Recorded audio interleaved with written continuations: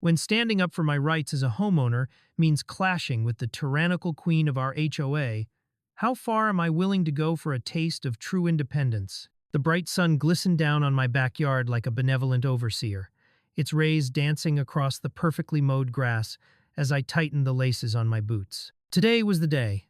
No more waiting, no more watching my water bill soar while the county's bountiful aquifer sat tantalizingly beneath my feet. I took a deep breath, relishing the scent of blooming jasmine, and pictured how glorious it would feel to finally tap into my legally permitted, county-approved well. And just like that, the sweet allure of independence transformed into a battle-ready anthem, preparing me for the impending storm that was about to make this Saturday morning memorable. Enter Karen Duvall, like a thundercloud on a sunny day. The moment she strutted onto my property, her high heels clicking ominously on the pavement, it was like the soundtrack of a horror film had swapped its ambience for a sitcom laugh track. "This is unacceptable," she bellowed, her piercing blue eyes narrowing as if they were laser beams seeking to annihilate my entire existence. If I were the protagonist of my own story, I surely had just encountered the villain. The fury of her voice could rival a banshee's wail, yet there was a theatrical flair about it that was almost comical. As I stood there, shovel in hand, I couldn't help but think of how absurd this was. Did she think she was auditioning for the Karen of the Year award? All I was doing was trying to secure water conservation for the future while she stood there, dressed to impress in her tailored ensemble that screamed, "Look at me and my HOA trophy collection!"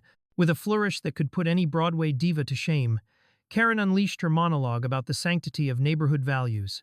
I braced myself. I had heard this speech before, the one where she pretends that our minimalist garden decor somehow infringes on the sacred bond of community. "Your actions reflect poorly on us all," she squawked, her voice rising higher than my neighbor's wind chimes during a particularly windy day.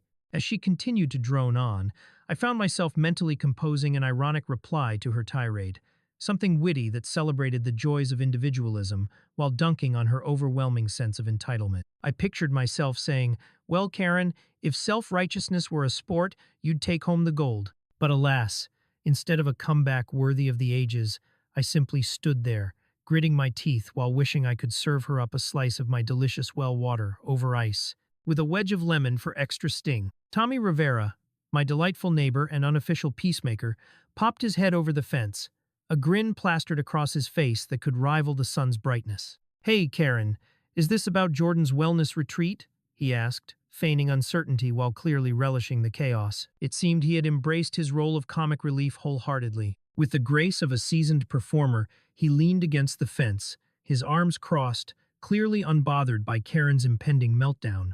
I could tell he was relishing the amusement of the situation, ready to capture the unfolding drama for his newest photography project dubbed Neighborhood Shenanigans, A Karen's Tale. "You know, Jordan's just trying to stay hydrated, and we don't want her passing out in the heat." And there it was, a dagger of sarcasm aimed directly at Karen's carefully coiffed hairdo.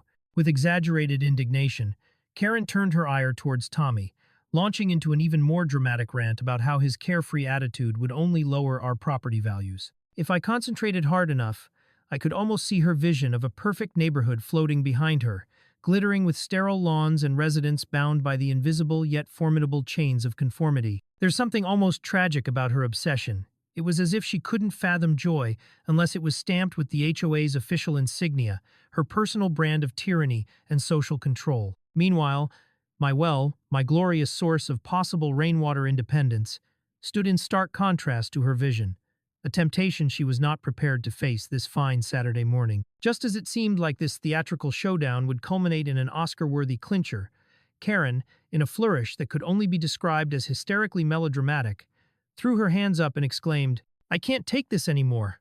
Do what you want. You'll regret it when the neighborhood crumbles around you." It was as if she believed her grand exit would ensure her triumphant return at the next HOA meeting, armed with wild tales of disobedience to recite like bedtime stories for unsuspecting victims of her neighborhood wrath. But to me, and perhaps even to the universe, her rage quit felt more like the fizz of an empty soda can than the roar of a lion. I watched her storm off, leaving behind a faint whiff of perfume that faded quickly against the sweet smell of jasmine surrounding me.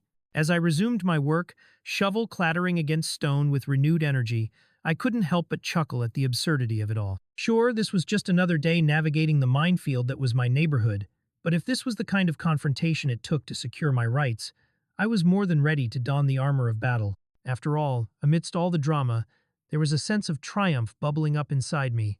It was more than just a well-tapped today. It was a bold statement of defiance against the tyranny of a domineering HOA queen. What's better than having your own water source, right? Besides, whoever could order a neighborhood with joy, laughter, and a hint of rebellion? That was the reality I was fighting for, and I had every intention of winning this delightful war of wills. The ringing silence left in the wake of Karen's dramatic exit was absolutely delicious, like the aftertaste of a perfectly brewed cup of chamomile tea. There I was, shovel still in hand, standing amidst the battlefield of my backyard, and in that moment I felt utterly invincible. I chuckled to myself, mentally replaying her exaggerated performance, each hand gesture and scowl replayed like the climactic scene from a bad movie. Do what you want. You'll regret it when the neighborhood crumbles around you. I mocked her under my breath, in the most ridiculous impression imaginable, then proceeded to spade a few mounds of dirt with gusto. Oh, how wrong she was. I wasn't about to turn tail simply because the neighborhood dictator felt threatened by my drastic and radical well water initiative. Let it crumble, I thought. If it meant freeing ourselves from the chains of HOA tyranny, I'd happily be the architect of a potential suburban revolution. Just as I settled into my groove, reveling in my act of rebellion, Tommy, that sweet breath of comic relief, sauntered over, a grin spreading across his face like a kid who just figured out how to ride a bike. So, you really did it, huh? Took the plunge into the well waters of freedom. He laughed, his eyes sparkling with mischief. Dare I say that makes you the first person to ever run Karen out of here without involving a petition or a formal complaint. Tommy leaned against the fence again, casually adjusting his tank top emblazoned with some obscure band logo, while mentally cataloging another instance of HOA hilarity for his next photo series. Just you wait. She'll probably draft a new set of HOA bylaws banning all outdoor plumbing. Next, she'll say you're violating aesthetic harmony or some nonsense. He cranked the sarcasm up to 11, and I couldn't help but burst into laughter. His whimsy was the antidote I needed after that melodrama. As we bantered back and forth, something began to dawn on me. This was more than just about a well. It symbolized a deeper struggle against a mightier foe, the burden of unnecessary regulations and the ridiculous notion of perfection that Karen espoused at every HOA meeting. You know, Tommy, I began, placing my beloved shovel down for a moment to face him seriously. The mere idea of aesthetics governing every nook and cranny of our lives is pure insanity. Here we are, trying to live sustainably and responsibly, while Karen keeps parading around as the queen of misguided values. Tommy raised an eyebrow knowingly, teasing me with that classic, "Yeah, I get it," expression. He unleashed a hearty chuckle, and I could see the wheels turning in his head, already envisioning the meme-worthy caption he would attach to this absurd HOA saga on social media later. But suddenly, a thought snagged my brain like a wayward burr on a hike. Was I actually becoming a homeowner activist? A renegade for water rights? It sent chills up my spine, a delicious unease peering at the prospect of being on both sides of this community debacle. I felt both proud and slightly ridiculous at the same time. As much as I adore the concept of slipping into a different superhero identity, I urge you to please forget the tights, I exclaimed, breaking into laughter at my own foolishness. You could take some epic photos of my transformation, though. Jordan the well-wisher, fighting for environmentally friendly yards one Karen at a time. I gestured with my hand dramatically in the air, gathering inspiration from the great heroes of yore who fought for what was right. Tommy doubled over in laughter at my antics.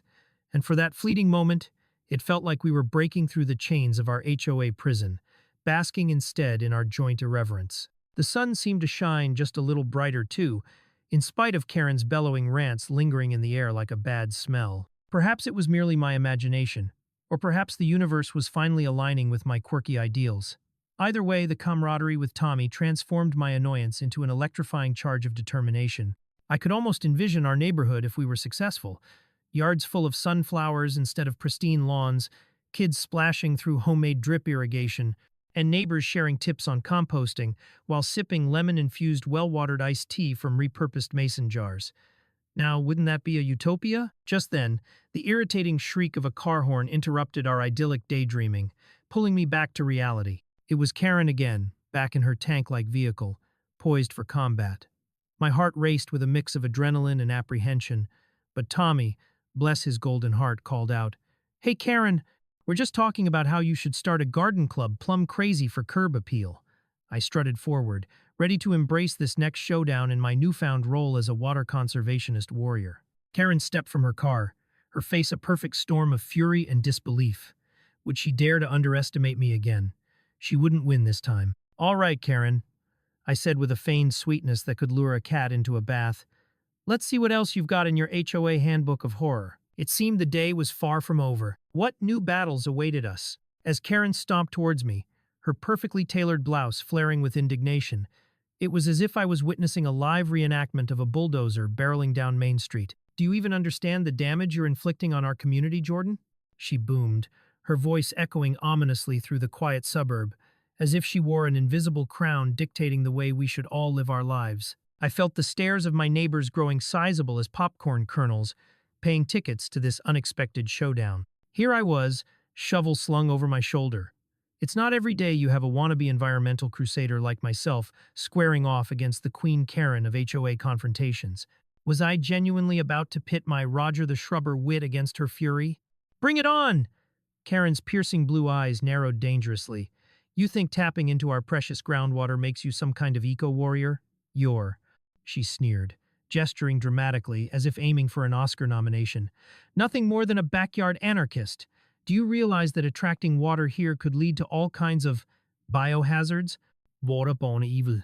At this, I stuck my foot in my mouth, nearly bursting into laughter. Waterborne evil? Really? I half expected her to spin around, seething, yelling out shouting instructions to her ban-water troops. Come on, Karen, I interrupted, mimicking her deep voice which made Tommy double over with laughter. Surely we can think up better horror stories than that. We're not precisely about to summon a mutant apocalypse. Refusing to yield, I rolled my eyes at her bluster. Let's get something straight, Karen. My well is as legal as your overpriced curtains. Thank you very much, I ventured, waving my well permit like a shiny gold medal at an Olympic sprint. Wildly proud of my newfound bravery, I donned an expression reminiscent of a puppy with a shiny new bone. Then, throwing caution to the wind, I added, maybe you should consider tapping some fresh knowledge from science journals instead of relying on abstract fairy tales of groundwater doom. I imagined the headline, Gory Horror Stories Brought to You by the Mighty Ho. With that image dancing in my head, I felt buoyed by the absurdity. This was my moment of absurd rebellion against the oppression of unfounded fears. Just as her mouth opened to fire back, in strolled the cavalry. My fellow neighbors. Linda, a lovely retiree with an affinity for knitting oversized pastel sweater vests, shuffled into the fray clutching a plate of cookies. More than a few eyebrows rose as if we were all participants in a reality show gone wildly askew. Even Roger, the overly serious engineer from 3 doors down, had traded in his typical stay-in-your-lane stance for an uncharacteristically supportive frown. What's going on here? He asked, glancing between us as if deciphering a foreign language. I seized the opportunity, gesturing at Karen like a recalcitrant professor leading her misguided pupil back to reason. Our fearless leader has returned to educate us on the monumental dangers of fresh water, Roger. Aren't we in for a treat? Really, Jordan? You shouldn't be coaxing people into your wild ideas, Karen interjected, still flinging her manicured hands around, casting shadows of impending doom and gloom over the once peaceful street. But wait, this was not merely a bickering session. It had transformed into a community debate, and Linda, her cookie-laden arms resting at her sides, was the first to step up to the plate. I don't know about you, but I love the idea of a self-sufficient garden, she said, her warm eyes glistening with enthusiasm. Watering your vegetables with something that isn't coming from a corporate conglomerate seems really charming. I forced myself to suppress a victorious fist pump. There was my unexpected team player, validating the heart of what I was fighting for. And just like that, a wave of encouragement began to ripple through the gathering crowd. Roger bobbed his head in agreement, jolting into something resembling enthusiasm, while others began murmuring their thoughts. Faced with such an unexpected coalition, Karen's face succumbed to disbelief. Her pristine bob swayed as she attempted to project authority. Yet here she was, flanked by people who suddenly shared a taste for rebellion. I can't believe you're all so easily swayed by whimsical ideas, she sputtered, turning pink and emotionally dancing on the very brink of hysteria. In my quest for legitimate water rights, I had unwittingly established an army of like-minded neighbors. How liberating! It was nearly too delicious to digest. As she continued to flail about like a gazelle caught in the headlights of an oncoming car, one delightful thought overtook my mind. Was she genuinely going to rage quit her HOA presidency after a well-timed tap of my shovel? The idea tickled me absurd as we united and shared our dreams of a liberalized yard. I sank my feet firmly into the ground, knowing that together we could surmount whatever Karen concocted next. "Let's all vote towards a community garden, shall we?" I proposed, riling up the crowd further. I could practically hear the pages of her HOA binder ripping as she weighed her two options: expand her reign or surrender to an uprising, sparked by my backyard well. My heart raced with triumph as I watched Karen's eyes flicker between fury and fear. Yes, friends and neighbors, revolution was upon us. The great HOA war might just pivot from dystopia to an eco-friendly utopia filled with colorful gardens and laughter.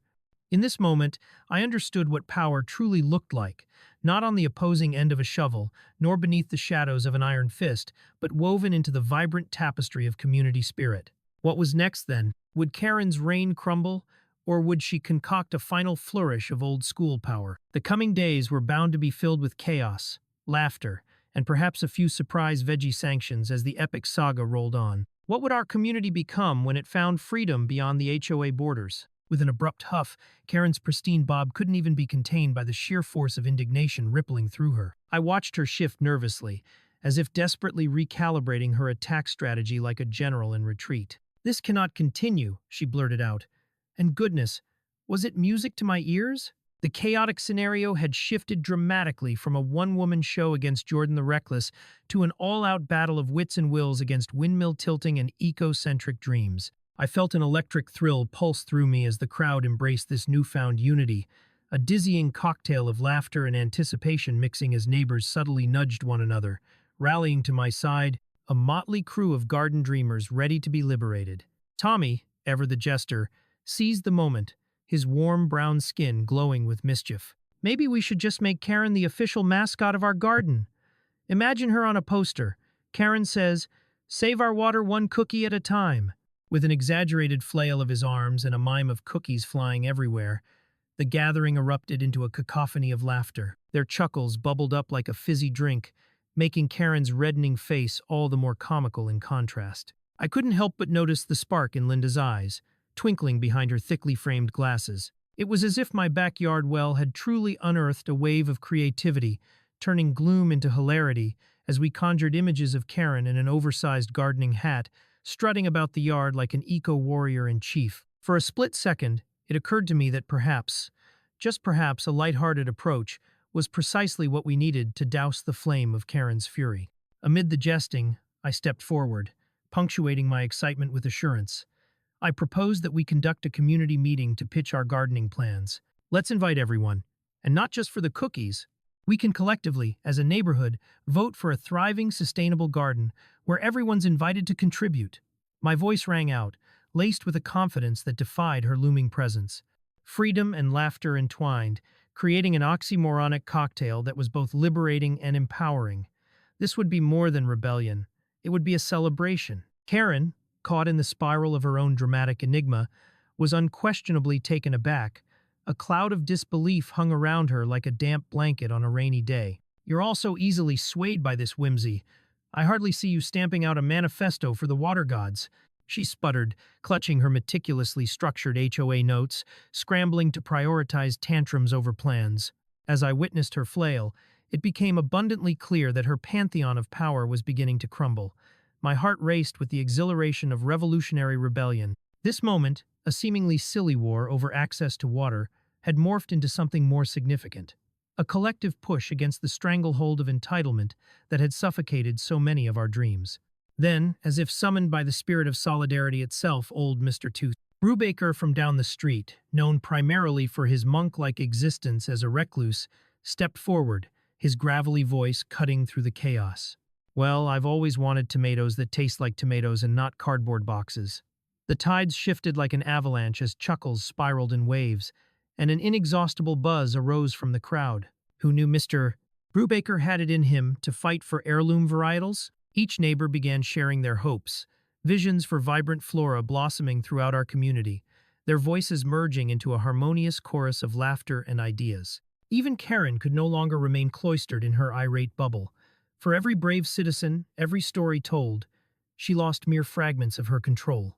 Amidst the raucous laughter and burgeoning hope, I noticed her grip on the HOA binder slacken, those endless trees of rules and regulations melting away like butter on toast in a warm oven. Could it be possible that our shared uproar had driven a stake through her metallic heart of rules? The light of community friendship began to outshine the shadows of entitlement, and I felt an urge to shout, "Group hug time, anybody!"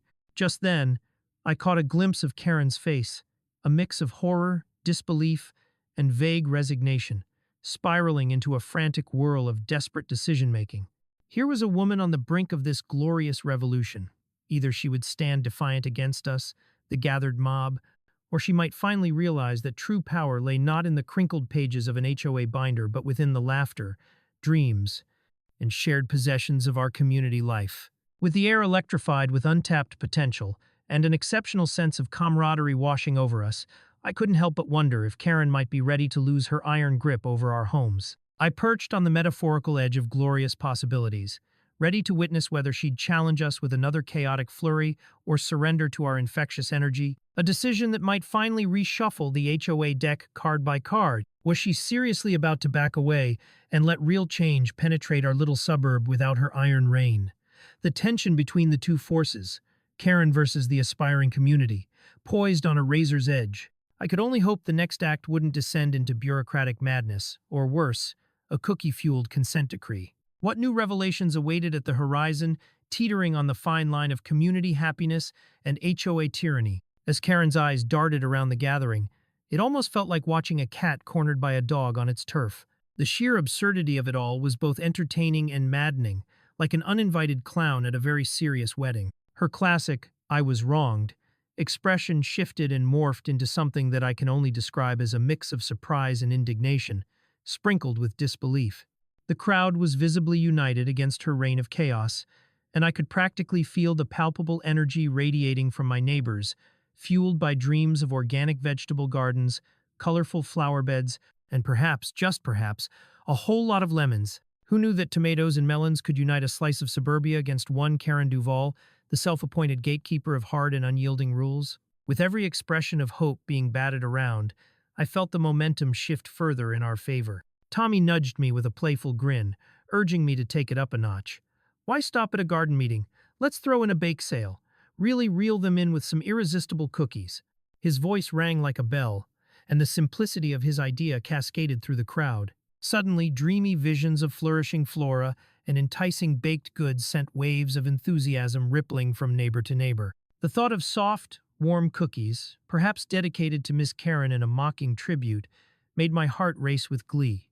I knew the thought of sweet treats would draw even the most reluctant HOA members out of their comfort zone, coaxing timid gardeners to chant alongside the more audacious spirits. But Karen, oh Karen, found her voice amidst our jovial chatter, attempting to sway the tide back in her favor. "You all are being duped into thinking this is a democracy. It's not. You are throwing caution to the wind like some grown-up field day," she quipped, her words laced with half-hearted authority. "Do you seriously believe gardening and cookies will save our neighborhood from ruination?" It was a hilarious proclamation, punctuated by the shrillness typical of a diva out of her element, and watching her sputter was priceless. I couldn't help but think the only thing getting ruined was her fantasy of maintaining absolute control over our adorable patch of suburbia. My neighbors continued to cheer at her bewilderment, each encouraging shout drowning out the remnants of her authoritative spirit like waves crashing over a sandcastle awaiting the tide. Then, as if my neighbors were channeling some garden god of resistance, more voices began to emerge, influencing the tide of our rebellion. "Karen," Linda shouted playfully, "if it weren't for Jordan's well and the plans for our community garden, you'd be the one in a cardboard box next to some sad sacks of oranges. You keep saying we're losing everything, but darling, look at what we're gaining." This kind of bravado from Linda, of all people, felt like someone had sparked a fire of collective wit and energy. The humor connected us, binding us in a shared realization that sticking with Karen and her impeccable obsession for rules might just be the very definition of our neighborhood's doom. Mr. Brubaker, gruff but undeniably inspired, leaned in closer, visibly rejuvenated. "For years I've avoided the light of social interaction, but maybe, just maybe, those tomatoes you sway about are worth the risk. Our harvest could rival even the most prestigious farmers markets, and instead of juicing my say with HOA goodness, maybe I can juice plant nutrients and bumper stickers for our well. His determination blinked like a neon sign, revealing the rebellious spirit tucked safely away from Karen's watchful eye. Laughter erupted once more, and it only seemed to fuel Karen's righteous indignation. I felt as if we had formed an unstoppable garden army, ready to plant seeds of joy while uprooting authoritarian vines. Each burst of laughter and shared dream served as more affirming blows to Karen's diminishing stronghold. If we organize this garden, we might be able to ward off any miasma of negativity and grievances, I boldly declared, further galvanizing my neighbors. This will be our fountain of creativity and togetherness. Imagine, fresh produce, a common space to gather, and a real chance at sparking joy. The sentiment whipped around the crowd, every neighbor's eagerness building upon what could potentially be a grand front of driven unity. I could almost taste the metaphorical pie in the sky, baked fresh with a top crust of laughter and frosting of solidarity. Surely that would be enough to burst through Karen's illusory fortress of oppressive regulations. As I summarized the true benefits of our community garden with animated gestures, mimicking a chit-chatting squirrel, it struck me how absurdly miraculous our standoff had become. Here we were, an eclectic bunch of dreamers and doers, unraveling the grip of someone who seemed so solely focused on spreadsheets and bylaws that she had forgotten the core essence of our community. What if, just what if, we were capable of crafting something magnificent right under her nose? Would this be the turning point where we liberated our little slice of paradise from mere checkboxes in Karen's notorious HOA manual? Or would she escalate her mission in a feudal war against whimsy herself? I stood grounded in possibility, holding my breath, waiting for her response as if we were all on the edge of a comedic cliff. What fate would she choose when faced with the ever-growing momentum of laughter and a shared vision? The tension crackled in the air like popcorn kernels popping under high heat as Karen stood there, her blue eyes practically sparkling with indignation. Let me tell you, the level of drama she produced was akin to a soap opera star who realized they'd left their favorite designer scarf at a rival's fundraiser. "This is not happening," she bellowed, her voice threatening to shatter the tranquility of our suburban utopia. I watched, barely able to suppress a grin, as she flailed her arms in a frantic attempt to regain control over her badly sketched narrative of doom. It was an over-the-top act worthy of an Oscar. I half expected her to whip out a prop and start extolling the far-reaching impacts of drought if she didn't get her way. Spoiler alert, she wouldn't get her way because the community was awake and you should never poke the bear, or in this case, the group of enthusiastic gardeners who were valiantly determined to turn the tide of conformity into a wave of verdant rebellion. Tommy decided to dive into the frothy chaos, puffing his chest out for added flair. "Karen, you say we're diluting the community? Well, I think you're the one drowning in your own rules. Now that's an unflattering way to go." With that, he thrust a hand up into the air like he was demanding a high five from the universe, and neighbors erupted into laughter. I almost expected Karen to combust from both annoyance and disbelief, but instead, she looked like a cat that had just been doused in water. Humor was a currency she knew nothing about, and watching her struggle to put together a retort was like witnessing a toddler trying to assemble IKEA furniture without instructions, completely and utterly ludicrous. People of this HOA should focus on maintaining their yards rather than transforming them into jungles of atrocity, she countered, clenching her jaw like it was the last bastion of her authority. "Oh, Karen, darling, you're mistaken if you think sustainably grown tomatoes and a hint of chaos together could be anything but glorious, and our community was bound to rise from those supposed jungles like a glorious phoenix, or perhaps a saffron-colored zucchini with an attitude." Suddenly, the spirit of solidarity became a tempestuous storm of ideas. David, the retiree who had often mumbled about the sound of lawnmowers ruining his afternoon naps, unexpectedly rose to the occasion. "How about we host a neighborhood festival to celebrate Jordan's well? You know, break out the grill, have some music. Let the kids frolic about without the shrieking fear of HOA fines hovering over them like a storm cloud." Dave's enthusiasm was met with a chorus of, "Yeah," and "Why not?" echoing through the crowd. I found myself buoyed by their spirited camaraderie.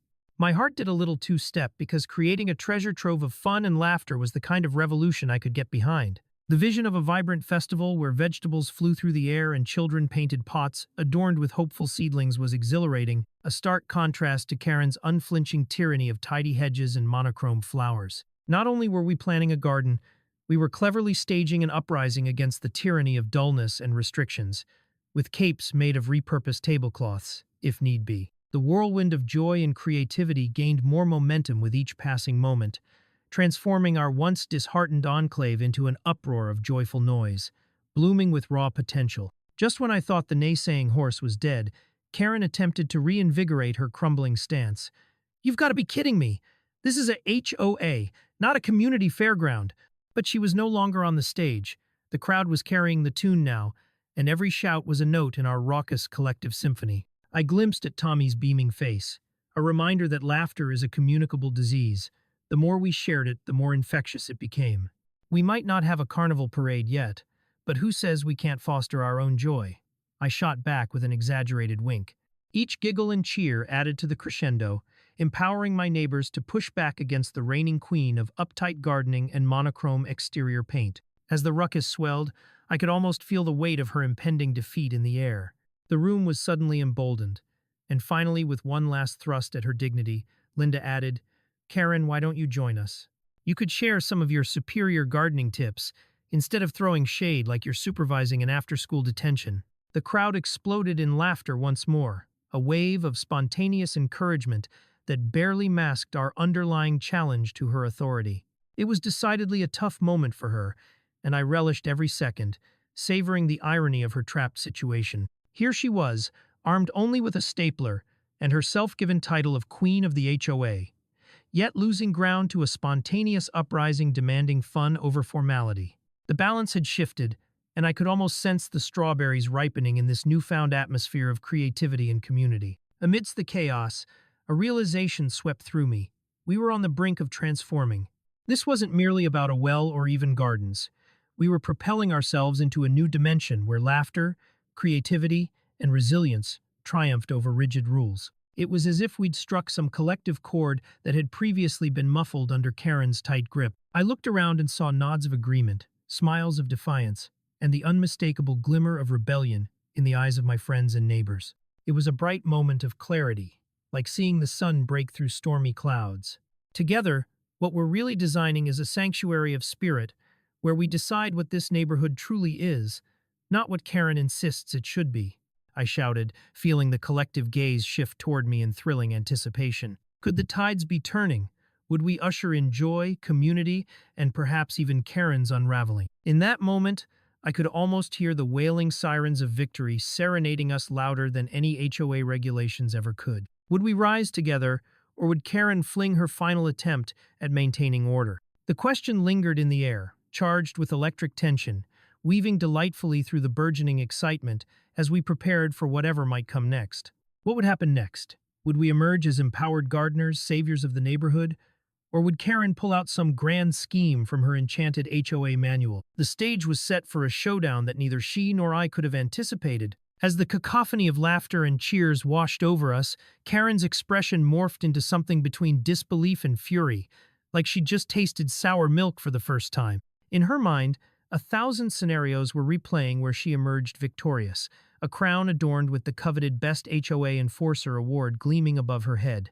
But alas, reality had painted a very different portrait. Her reign was crumbling much like the faded mulch in her over-manicured garden beds. "You're all just a bunch of tree-hugging radicals," she shouted, her face reddening as the volume of her voice climbed. It was both thrilling and hysterically funny watching her struggle to regain her footing while her entitlement exploded into a million tiny and remarkably unflattering pieces of mature neighborhood decorum. Tree-hugging, huh? Is that a new term for being environmentally conscious? Just checking because soon it might be on a bumper sticker. I quipped back, feeling the momentum swing in my favor. The crowd broke into another round of laughter, fully embracing this new chapter of our community. I smiled as I looked around, buoyed by the spirit of collaboration. It was as if each chuckle emboldened us, adding a brushstroke to the vibrant mural we were creating in this heated confrontation. I encouraged my neighbors, gesturing grandly. This is not merely a revolt against her disheartened gardening aspirations. This is our testament to reclaiming joy and individuality. It felt as if we had transformed into a spirited flash mob of camaraderie, ecstatic to challenge the oppressive rule of shiny garden gnomes and white picket fences. Tommy, basking in the fervor, chimed in, "How about a plant-a-party, where we all bring our favorite fruit or vegetable to cultivate beauty? And hey, Karen, bring along one of those cherry tomatoes you're so proud of." The jest sent ripples of amusement through our crowd, and I could have sworn I saw the edges of Karen's mouth twitch, not in mirth, but the unmistakable quivering of a furious frown firmly trying to maintain its grip. It was almost like a dog wagging its tail in disgust, not quite able to comprehend why everyone was joyful when she was very clearly fuming. And who knew tomatoes could spark such discussions? They suddenly seemed like our tangible means to plant the seeds of rebellion, literal ones at that. The crowd rallied together, weaving plans like vines wrapping around a trellis, feeding off each other's ideas and devising ways to host this epic plant a party. In one corner, someone proposed kicking off the event with a talent show featuring dog tricks in a bid to lighten Karen's heart, while in another, someone suggested we have garden-themed relay races. The enthusiasm surged, a collective consciousness vibrating through the makeup of our community. All the while, Karen's disapproval loomed over us like a cloud promising rain. She was moments away from launching a full-blown blockade of entitlement against our burgeoning fun. But the more she fumed, the brighter our smiles became, driven by an undercurrent of camaraderie that outweighed her attempts to squash our awakening. In a bold, climactic moment, I turned my focus back toward Karen. Listen, if you have superior gardening tips, let's compare notes instead of tossing passive-aggressive barbs. You're welcome to join the plant-a-party. I grinned, knowing full well I was throwing her a lifeline only to yank it away if she dared take a bite. For a moment she seemed stunned, eyes blazing with indignation, but then a flicker of unease passed over her as the crowd laughed again, and gasps rippled through the gathering. It dawned on me then, the power of laughter and compassion was woven tightly into our resolve, creating a tapestry robust enough to withstand any vehement hammering from her perspectives. She was outnumbered, outmatched, and dare I say, a relic, in a fresh landscape of friendly rebellion. As the laughter settled into an exhilarating hum, a silence descended, filled with steely anticipation. Karen's reign had hung precariously over us like a dam about to burst, and for a brief moment, no one quite knew what she would do next. My heart raced as I awaited her retort, half hoping for an explosive exit, and half craving the inconceivable sight of her cracking a smile. With each passing second, it felt like we were all holding our breath. Would she leave in a dramatic huff, her pride stamped out by joyfulness and rebellion? Or would she finally twig to the overwhelming sense of community growing around her? Either outcome would mark a definitive new beginning in the saga of our neighborhood. The potential for change pulsed in the air like the vibrant colors of a garden in bloom. Would our community be forever changed, not just by my well, but by the spirit of enthusiasm, freedom, and laughter we had come to embody? Karen could either sulk back to her perfectly manicured lot, or surrender to the laughter radiating from our vibrant assembly. Suddenly, a thought flickered through my mind. What if this transformed into something far more significant than mere gardening? What if we were sowing seeds not just in soil, but in the fertile ground of community spirit, as the ballad of Karen versus the garden became etched in our neighborhood lore? As I stood victorious amidst my now thriving collaboration of neighbors, I couldn't help but feel a swell of optimism, ready to embrace whatever absurdity awaited us next.